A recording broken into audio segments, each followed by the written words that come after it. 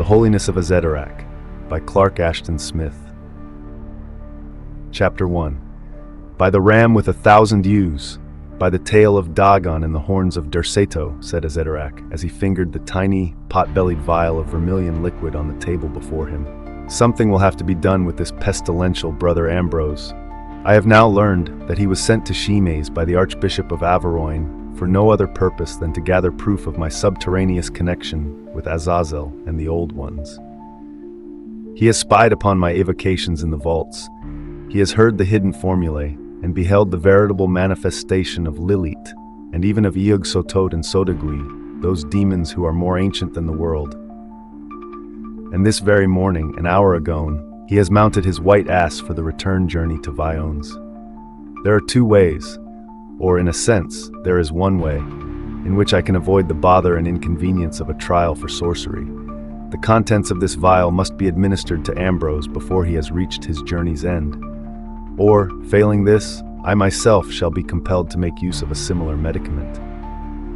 Jean Mauvaisoir looked at the vial and then at Azédarac. He was not at all horrified, nor even surprised, by the non-episcopal oaths and the somewhat uncanonical statements which he had just heard from the Bishop of Shimes. He had known the bishop too long and too intimately, and had rendered him too many services of an unconventional nature to be surprised at anything. In fact, he had known Azédarac long before the sorcerer had ever dreamt of becoming a prelate, in a phase of his existence that was wholly unsuspected by the people of Shimes. And Azédarac had not troubled to keep many secrets from Jehan at any time. "I understand," said Jehan. "You can depend upon it that the contents of the vial will be administered. Brother Ambrose will hardly travel post-haste on that ambling white ass, and he will not reach Viones before tomorrow noon. There is abundant time to overtake him. Of course, he knows me. At least, he knows Jehan Mauvaisoir, but that can be easily remedied." Azédarac smiled confidently. "I leave the affair, and the vial, in your hands, Jehan.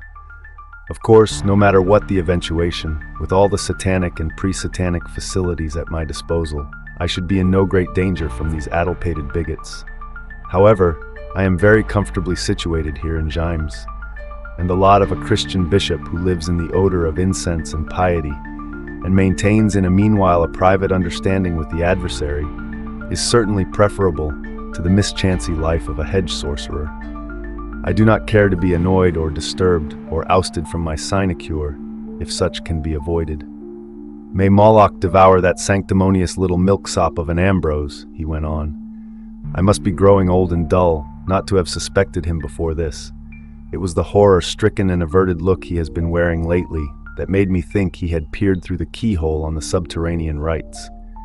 Then, when I heard he was leaving, I wisely thought to review my library, and I have found that the Book of Eibon, which contains the oldest incantations and the secret, man-forgotten lore of Yog-Sothoth and Sodagui, is now missing. As you know, I had replaced the former binding of aboriginal, subhuman skin with the sheep leather of a Christian missal, and had surrounded the volume with rows of legitimate prayer books. Ambrose is carrying it away under his robe as proof conclusive that I am addicted to the black arts.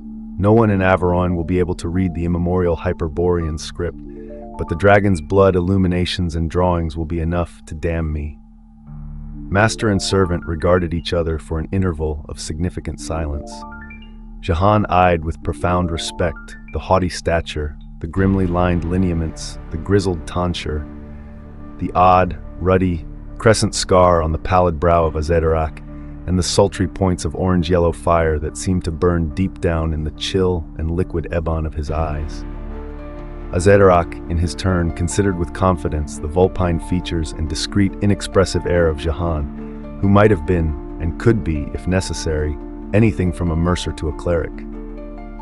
"It is regrettable," resumed Azédarac, "that any question of my holiness and devotional probity should have been raised among the clergy of Averoigne.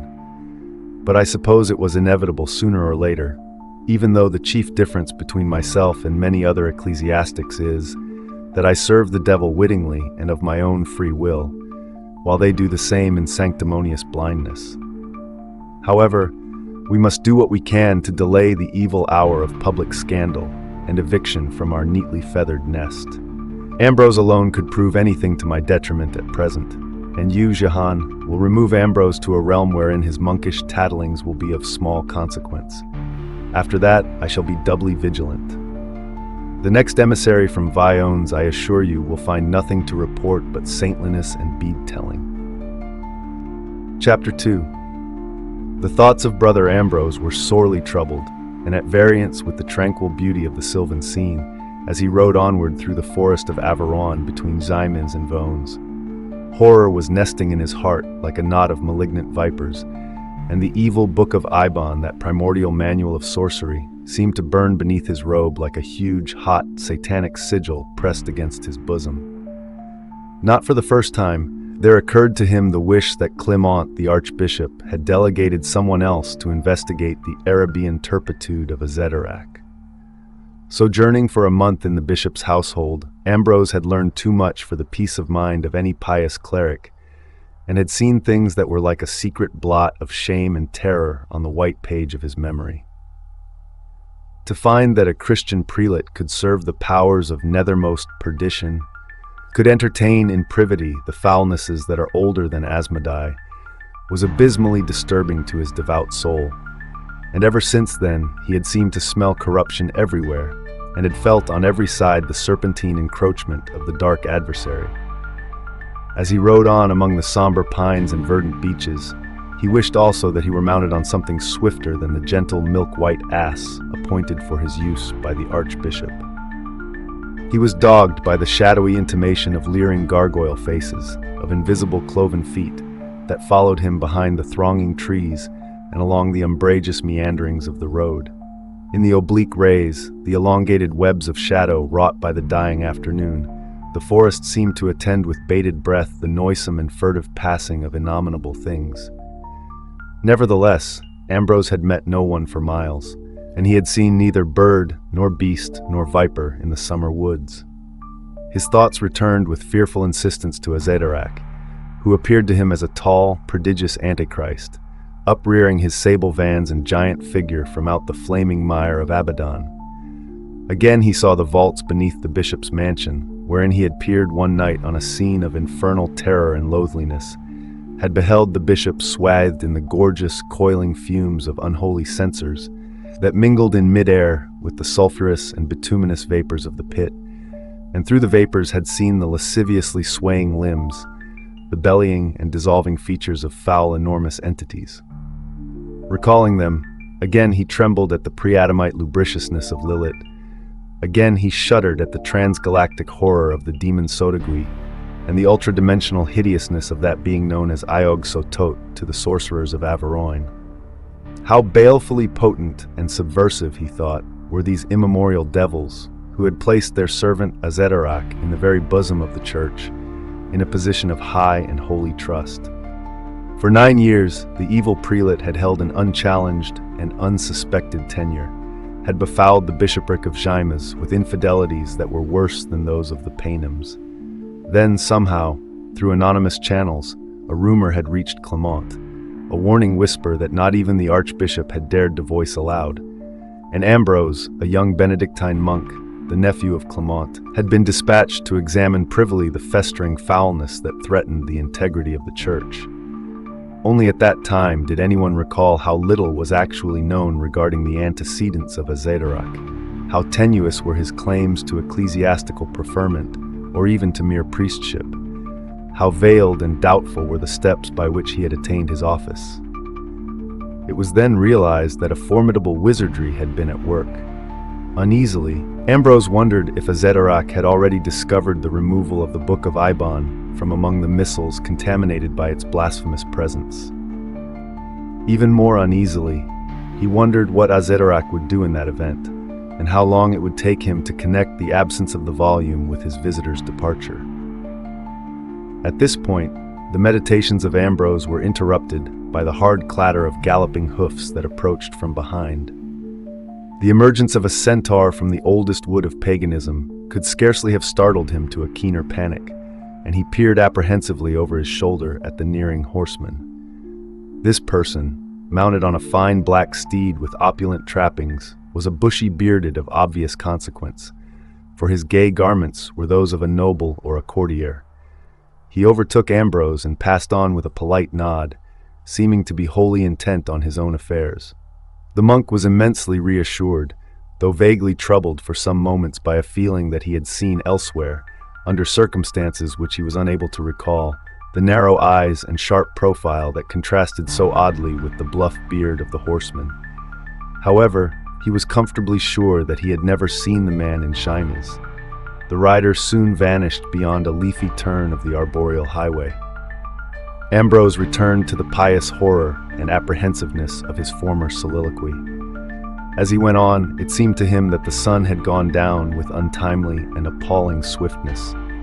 Though the heavens above were innocent of cloud and the low-lying air was free from vapors, the woods were embrowned by an inexplicable gloom that gathered visibly on all sides. In this gloom, the trunks of the trees were strangely distorted, and the low masses of foliage assumed unnatural and disquieting forms. It appeared to Ambrose that the silence around him was a fragile film through which the raucous rumble and mutter of diabolic voices might break at any moment, even as the foul and sunken driftage that rises anon above the surface of a smoothly flowing river. With much relief, he remembered that he was not far from a wayside tavern, known as the Inn of Bonne Jouissance. Here, since his journey to Vaillones was little more than half completed, he resolved to tarry for the night. A minute more, and he saw the lights of the inn. Before their benign and golden radiance, the equivocal forest shadows that attended him seemed to halt and retire, and he gained the haven of the tavern courtyard with the feeling of one who has barely escaped from an army of goblin perils. Committing his mount to the care of a stable servant, Ambrose entered the main room of the inn. Here he was greeted with the deference due to his cloth by the stout and unctuous taverner, and being assured that the best accommodations of the place were at his disposal, he seated himself at one of several tables where other guests had already gathered to await the evening meal. Among them, Ambrose recognized the bluff-bearded horseman who had overtaken him in the woods an hour agone. This person was sitting alone and a little apart.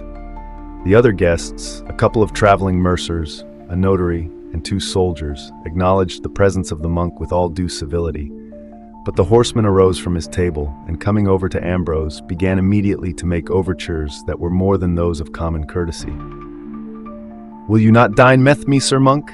he invited, in a gruff but ingratiating voice that was perplexingly familiar to Ambrose, and yet, like the wolfish profile, was irrecognizable at the time. "I am the Sieur Desimaux, from Touraine, at your service," the man went on. "It would seem that we are traveling the same road, possibly to the same destination. Mine is the cathedral city of Vaillones, and yours?" Though he was vaguely perturbed and even a little suspicious, Ambrose found himself unable to decline the invitation. In reply to the last question, he admitted that he also was on his way to Vaillones. He did not altogether like the Sieur Desimaux, whose slitted eyes gave back the candle light of the inn with a covert glitter, and whose manner was somewhat effusive, not to say fulsome. But there seemed to be no ostensible reason for refusing a courtesy that was doubtless well-meant and genuine. He accompanied his host to their separate table. "You belong to the Benedictine order, I observe," said the Sieur Desimaux, eyeing the monk with an odd smile that was tinged with furtive irony. "It is an order that I have always admired greatly, a most noble and worthy brotherhood. May I not inquire your name?" Ambrose gave the requested information with a curious reluctance. "Well then, Brother Ambrose," said the Sieur Desimaux, "I suggest that we drink to your health and the prosperity of your order in the red wine of Averoigne while we are waiting for supper to be served. Wine is always welcome following a long journey, and is no less beneficial before a good meal than after." Ambrose mumbled an unwilling assent. He could not have told why, but the personality of the man was more and more distasteful to him. He seemed to detect a sinister undertone in the purring voice, to surprise an evil meaning in the low-lidded glance, and all the while his brain was tantalized by intimations of a forgotten memory. Had he seen his interlocutor in Gimez? Was the self-styled Sieur Desimaux a henchman of Azédarac in disguise? Wine was now ordered by his host, who left the table to confer with the innkeeper for this purpose, and even insisted on paying a visit to the cellar that he might select a suitable viatage in person. Noting the obeisance paid to the man by the people of the tavern, who addressed him by name, Ambrose felt a certain measure of reassurance. When the taverner, followed by the Sieur des Emeaux, returned with 2 earthen pitchers of wine, he had well-nigh succeeded in dismissing his vague doubts and vaguer fears. 2 large goblets were now placed on the table, and the Sieur des Emeaux filled them immediately from one of the pitchers. It seemed to Ambrose that the first of the goblets already contained a small amount of some sanguine fluid before the wine was poured into it, but he could not have sworn to this in the dim light, and thought that he must have been mistaken. "Here are 2 matchless vintages," said the Sieur des Emeaux, indicating the pitchers. "Both are so excellent that I was unable to choose between them. But you, Brother Ambrose, are perhaps capable of deciding their merits with a finer palate than mine." He pushed one of the filled goblets toward Ambrose. "This is the wine of La Frenée," he said. "Drink, it will verily transport you from the world by virtue of the mighty fire that slumbers in its heart."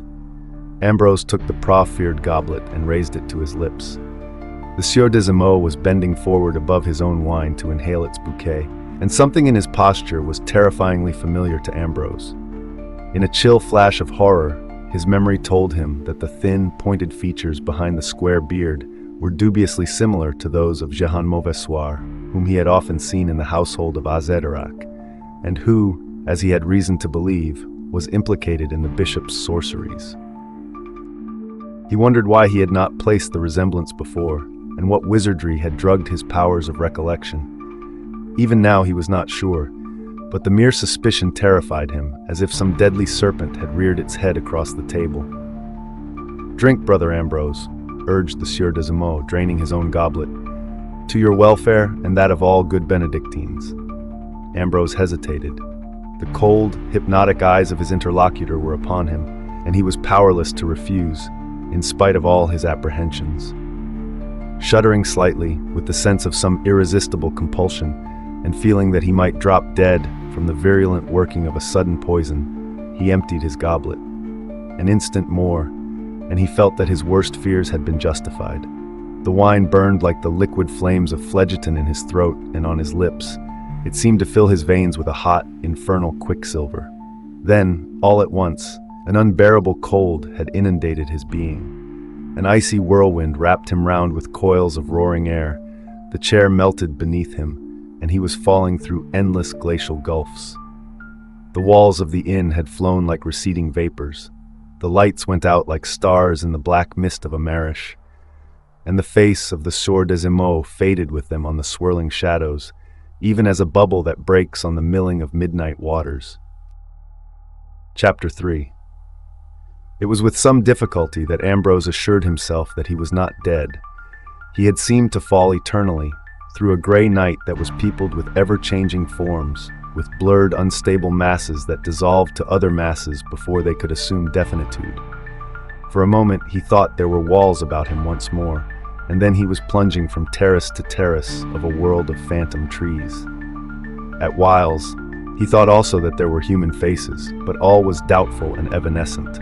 All was drifting smoke and surging shadow. Abruptly, with no sense of transition or impact, he found that he was no longer falling. The vague phantasmagoria around him had returned to an actual scene, but a scene in which there was no trace of the Inn of Bonne Jouissance or the Sieur des Emeaux. Ambrose peered about with incredulous eyes on a situation that was truly unbelievable. He was sitting in broad daylight on a large square block of roughly hewn granite. Around him, at a little distance beyond the open space of a grassy glade, were the lofty pines and spreading beeches of an elder forest, whose boughs were already touched by the gold of the declining sun. Immediately before him, several men were standing. These men appeared to regard Ambrose with a profound and almost religious amazement. They were bearded and savage of aspect, with white robes of a fashion he had never before seen. Their hair was long and matted like tangles of black snakes, and their eyes burned with a frenetic fire. Each of them bore in his right hand a rude knife of sharply chiseled stone. Ambrose wondered if he had died after all, and if these beings were the strange devils of some unlisted hell. In the face of what had happened, and the light of Ambrose's own beliefs, it was a far from unreasonable conjecture. He peered with fearful trepidation at the supposed demons, and began to mumble a prayer to the god who had abandoned him so inexplicably to his spiritual foes.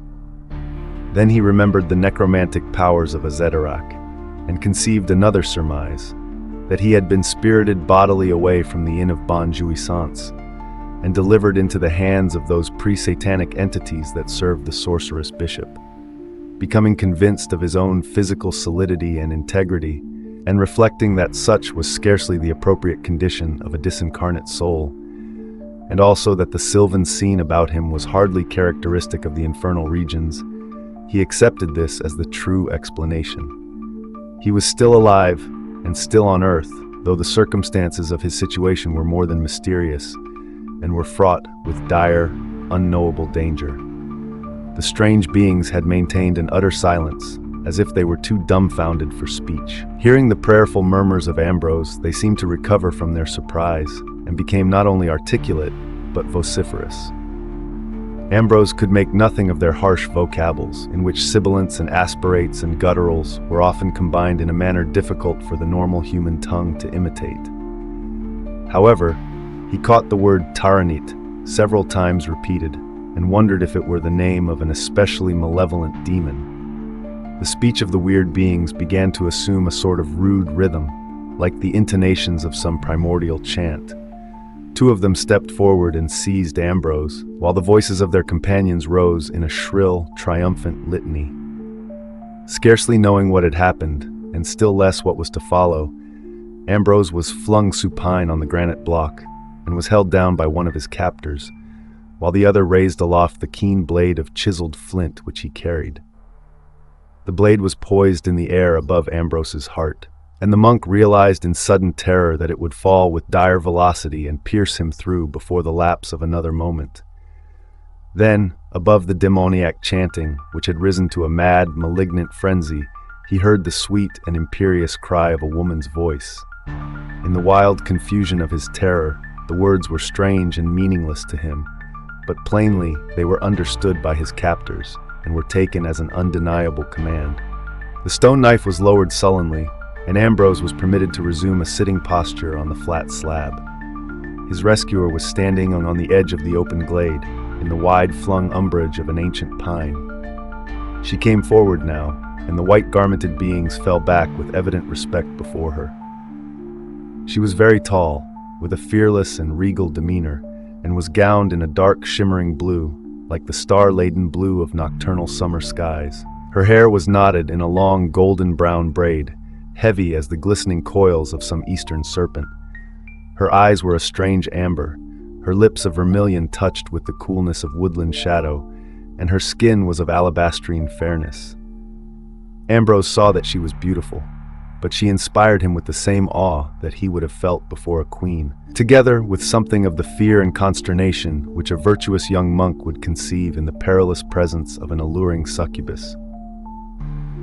"Come with me," she said to Ambrose, in a tongue that his monastic studies enabled him to recognize as an obsolete variant of the French of Averoigne, a tongue that no man had supposedly spoken for many hundred years. Obediently, and in great wonder, he arose and followed her, with no hindrance from his glowering and reluctant captors. The woman led him to a narrow path that wound sinuously away through the deep forest.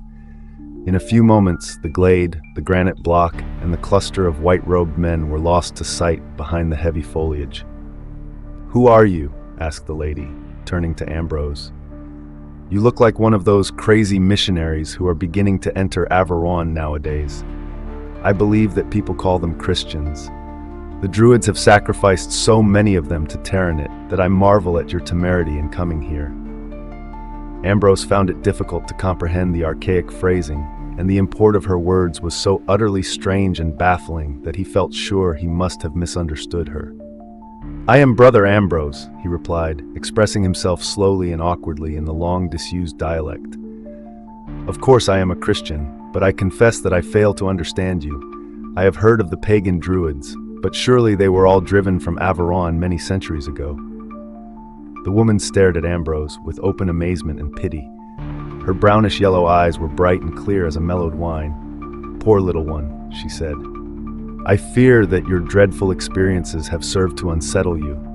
It was fortunate that I came along when I did and decided to intervene. I seldom interfere with the druids or their sacrifices, but I saw you sitting on their altar a little while ago and was struck by your youth and comeliness." Ambrose felt more and more that he had been made the victim of a most peculiar sorcery.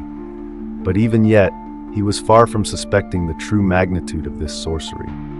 Amid his bemusement and consternation, however, he realized that he owed his life to the singular and lovely woman beside him, and began to stammer out his gratitude. "You need not thank me," said the lady with a dulcet smile. "I am Moriamis, the enchantress, and the druids fear my magic, which is more sovereign and more excellent than theirs, though I use it only for the welfare of men and not for their bale or bane." The monk was dismayed to learn that his fair rescuer was a sorceress, even though her powers were professedly benignant. The knowledge added to his alarm, but he felt that it would be politic to conceal his emotions in this regard. "Indeed, I am grateful to you," he protested. "And now, if you can tell me the way to the Inn of Bonjouissance, which I left not long ago, I shall owe you a further debt." Moriamis knitted her light brows. "I have never heard of the Inn of Bonjouissance. There is no such place in this region." "But this is the forest of Averoigne, is it not?" inquired the puzzled Ambrose. "And surely we are not far from the road that runs between the town of Gimes and the city of Viones?" "I have never heard of Gimes or Viones either," said Moriamis. "Truly, the land is known as Averoigne, and this forest is the great wood of Averoigne, which men have called by that name from primeval years. But there are no towns such as the ones whereof you speak, Brother Ambrose. I fear that you still wander a little in your mind." Ambrose was aware of a maddening perplexity. "I have been most damnably beguiled," he said, half to himself. "It is all the doing of that abominable sorcerer Azédarac, I am sure." The woman started as if she had been stung by a wild bee. There was something both eager and severe in the searching gaze that she turned upon Ambrose. "Azédarac?" she queried. "What do you know of Azédarac? I was once acquainted with someone by that name, and I wonder if it could be the same person.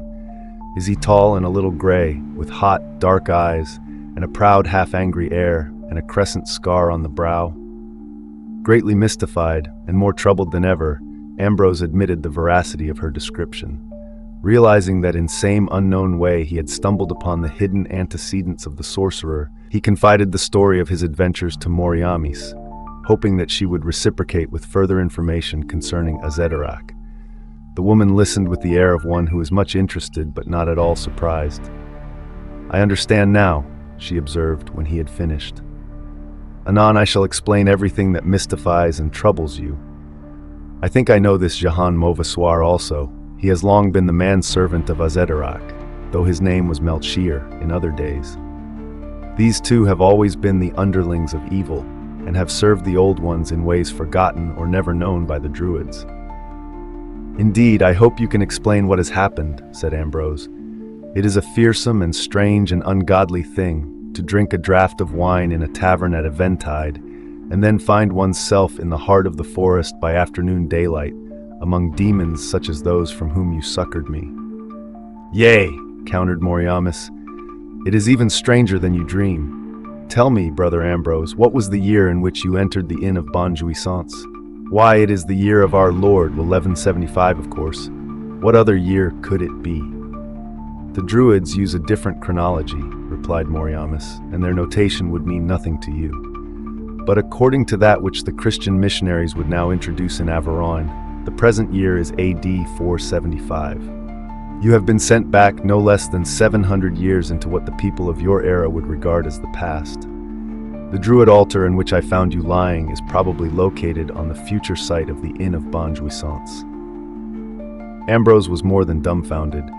His mind was unable to grasp the entire import of Moriamis' words. "But how can such things be?" he cried.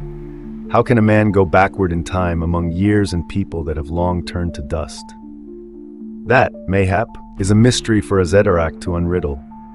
However, the past and the future coexist with what we call the present, and are merely the two segments of the circle of time. We see them and name them according to our own position in the circle. Ambrose felt that he had fallen among necromancies of a most unhallowed and unexampled sort, and had been made the victim of diableries unknown to the Christian catalogues. Tongue-tied by a consciousness that all comment, all protest, or even prayer would prove inadequate to the situation, he saw that a stone tower with small lozenge-shaped windows was now visible above the turrets of pine along the path which he and Moriamis were following. "This is my home," said Moriamis, as they came forth from beneath the thinning trees at the foot of a little knoll on which the tower was situated. "Brother Ambrose, you must be my guest."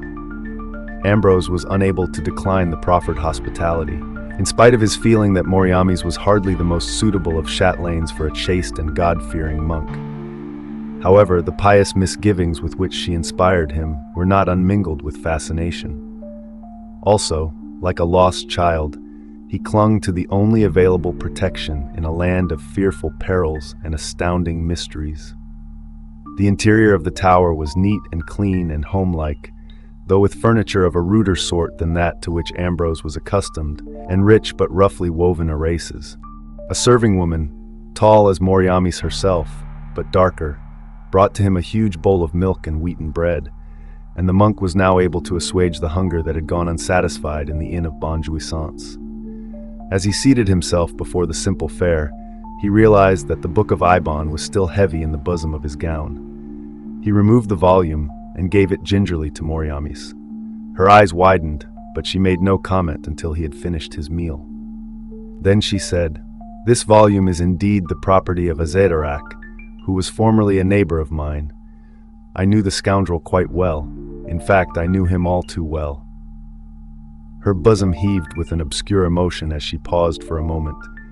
He was the wisest and the mightiest of sorcerers, and the most secret withal, for no one knew the time and the manner of his coming into Averoigne, or the fashion in which he had procured the immemorial Book of Eibon, whose runic writings were beyond the lore of all other wizards. He was master of all enchantments and all demons, and likewise a compounder of mighty potions.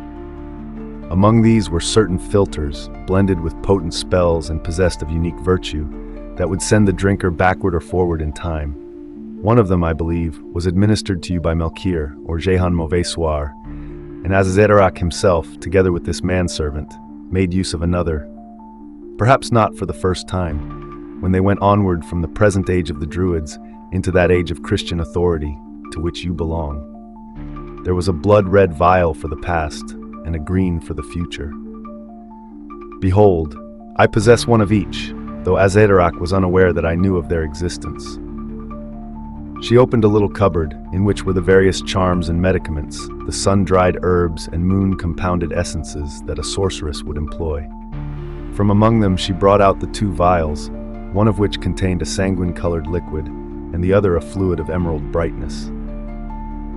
I stole them one day, out of womanly curiosity, from his hidden store of philters and elixirs and nagistrals, continued Moriamis. I could have followed the rascal when he disappeared into the future, if I had chosen to do so. But I am well enough content with nigh own age, and moreover, I am not the sort of woman who pursues a wearied and reluctant lover. "Then," said Ambrose, more bewildered than ever, but hopeful, "if I were to drink the contents of the green vial, I should return to my own epoch." "Precisely, and I am sure, from what you have told me, that your return would be a source of much annoyance to Azédarac. It is like the fellow to have established himself in a fat prelacy. He was ever the master of circumstance, with an eye to his own accommodation and comfort. It would hardly please him, I am sure, if you were to reach the Archbishop.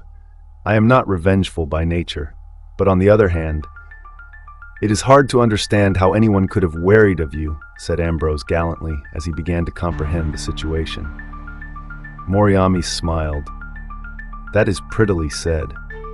And you are really a charming youth in spite of that dismal-looking robe. I am glad that I rescued you from the Druids, who would have torn your heart out and offered it to their demon Terranit. And now you will send me back 7. Moriamis frowned a little and then assumed her most seductive air. "Are you in such a hurry to leave your hostess? Now that you are living in another century than your own, A day, a week, or a month will make no difference in the date of your return. I have also retained the formulas of Azédarac, and I know how to graduate the potion if necessary. The usual period of transportation in time is exactly 700 years, but the filter can be strengthened or weakened a little. The sun had fallen beyond the pines, and a soft twilight was beginning to invade the tower. The maidservant had left the room. Moriami's came over and seated herself beside Ambrose on the rough bench he was occupying. Still smiling, she fixed her amber eyes upon him, with a languid flame in their depths, a flame that seemed to brighten as the dusk grew stronger. Without speaking, she began slowly to unbraid her heavy hair, from which there emanated a perfume that was subtle and delicious as the perfume of grape flowers. Ambrose was embarrassed by this delightful proximity. I am not sure that it would be right for me to remain after all. What would the Archbishop think? My dear child, the Archbishop will not even be born for at least 650 years, and it will be still longer before you are born. And when you return, anything that you have done during your stay with me will have happened no less than 7 centuries ago, which should be long enough to procure the remission of any sin, no matter how often repeated. Like a man who has been taken in the toils of some fantastic dream and finds that the dream is not altogether disagreeable, Ambrose yielded to this feminine and irrefutable reasoning. He hardly knew what was to happen, but under the exceptional circumstances indicated by Moriamis, the rigors of monastic discipline might well be relaxed to almost any conceivable degree, without entailing spiritual perdition or even a serious breach of vows. Chapter 4. A month later, Moriamis and Ambrose were standing beside the Druid altar. It was late in the evening, and a slightly gibbous moon had risen upon the deserted glade and was fringing the treetops with wefted silver. The warm breath of the summer night was gentle as the sighing of a woman in slumber. "Must you go after all?" said Moriamis in a pleading and regretful voice. "It is my duty. I must return to Clément with the Book of Eibon and the other evidence I have collected against Azédarac." The words sounded a little unreal to Ambrose as he uttered them, and he tried very hard, but vainly, to convince himself of the cogency and validity of his arguments.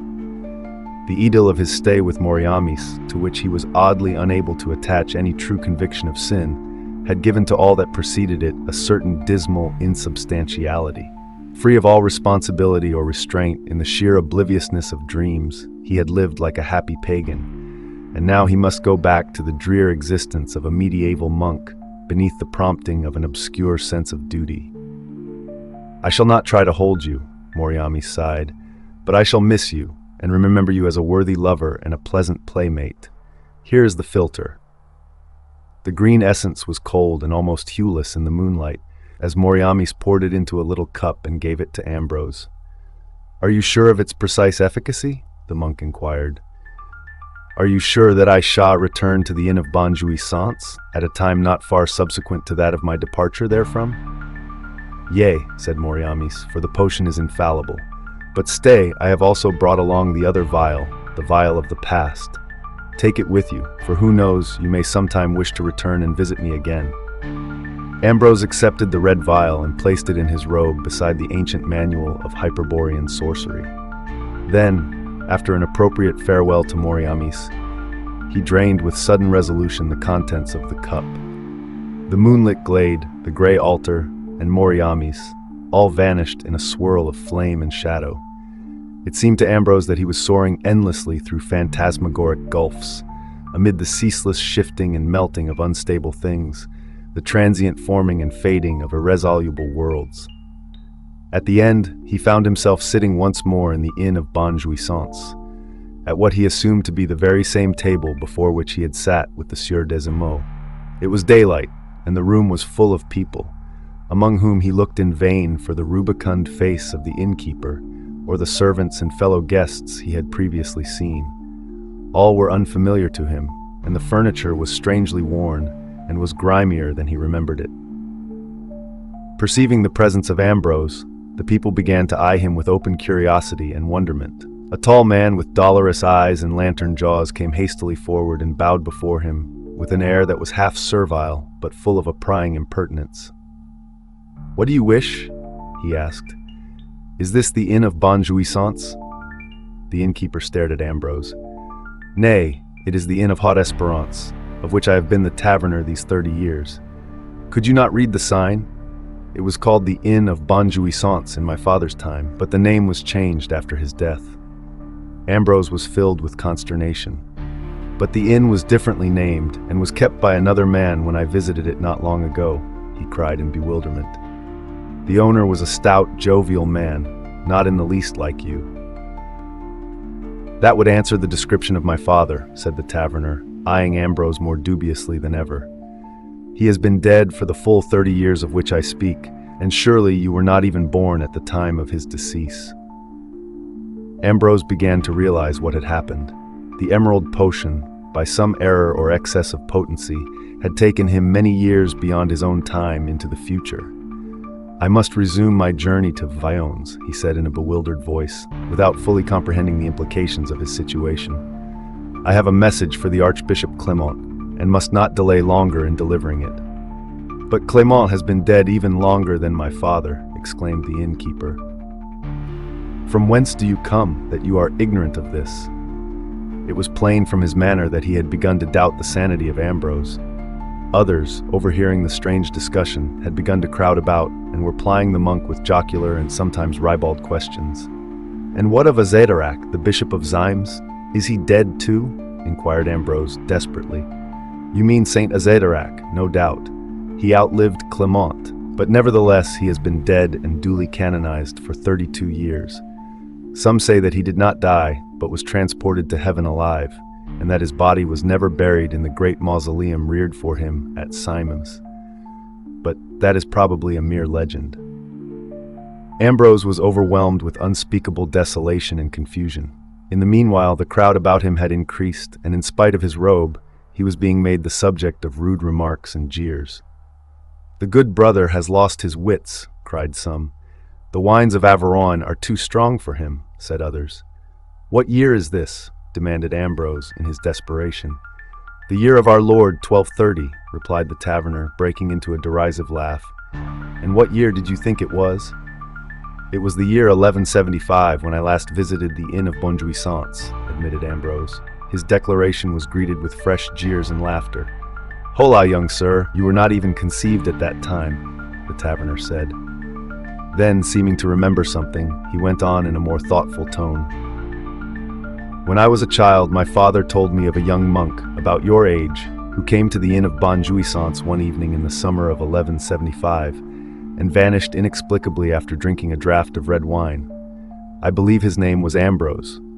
Perhaps you are Ambrose, and have only just returned from a visit to nowhere." He gave a derisory wink, and the new jest was taken up and bandied from mouth to mouth among the frequenters at the tavern. Ambrose was trying to realize the full import of his predicament.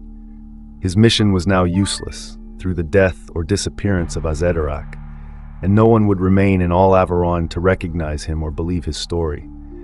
He felt the hopelessness of his alienation among unknown years and people. Suddenly, he remembered the red vial given him at parting by Moriamis. The potion, like the green filter, might prove uncertain in its effect, but he was seized by an all-consuming desire to escape from the weird embarrassment and wilderment of his present position. Also, he longed for Moriamis like a lost child for its mother, and the charm of his sojourn in the past was upon him with an irresistible spell. Ignoring the ribald faces and voices about him, he drew the vial from his bosom, uncorked it, and swallowed the contents. Chapter 5. He was back in the forest glade, by the gigantic altar. Moriamis was beside him again, lovely and warm and breathing, and the moon was still rising above the pinetops. It seemed that no more than a few moments could have elapsed since he had said farewell to the beloved enchantress. "I thought you might return," said Moriamis, "and I waited a little while." Ambrose told her of the singular mishap that had attended his journey in time. Moriamis nodded gravely.